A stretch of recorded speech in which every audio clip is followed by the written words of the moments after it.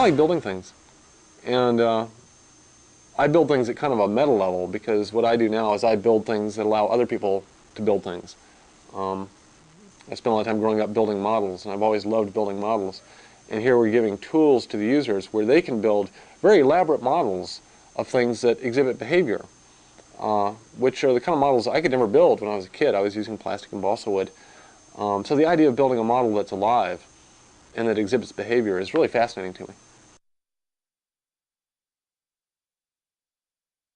We want to build a world inside the computer that's so lifelike that after a few minutes the user stops thinking of this as a computer game. They start thinking of it as a little microcosm inside their computer.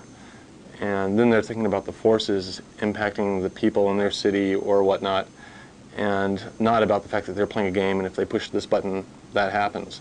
So really we're trying to build the believable behavior inside the computer that they can relate to. When the users play our games, they come to the game with a certain set of experiences, certain expectations. They have, for instance, a model of the way cities work in their mind. When they play our game, what we're in essence trying to do is challenge their model, or perhaps even refine it. So as they play our model of the way a city works, and they compare it to their internal mental model of the way a city works, that's in essence what we're really building. We're really building these mental models in our users' minds. The computer model becomes kind of a compiler for the mental model. This is basically called learning. This is the way learning occurs, is you're comparing your internal model of the world against reality or some other model and refining it. So in most people's situation, they don't have the opportunity to plan a city and see it evolve over decades. By compressing time and space, we allow them to have that opportunity, and therefore allow them to start reevaluating their mental model. And especially you see this with kids, young teenagers.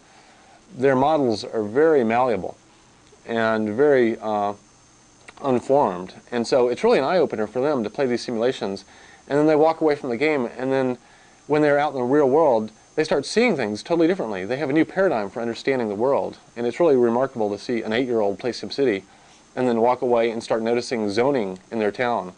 What we're trying to give the user is a substrate that they can build really neat things with. And then they have an ownership. They build this thing and it's their city or their ant colony or whatever. And they empathize with it. Because they built it, because they created every little road in that city, they care about what happens to it. And this is a very different dynamic than if you plop them into a world and say blast aliens. You know, so they blast aliens, do they really care? They weren't really that involved to begin with. They're just pulling the trigger and occasionally hitting something. When they actually design something, and it's something that they envisioned, maybe their, you know, it's their implementation of their dream city, that empathy with it engages them, I think, much more effectively than other techniques. And that's one of our real strengths with our users.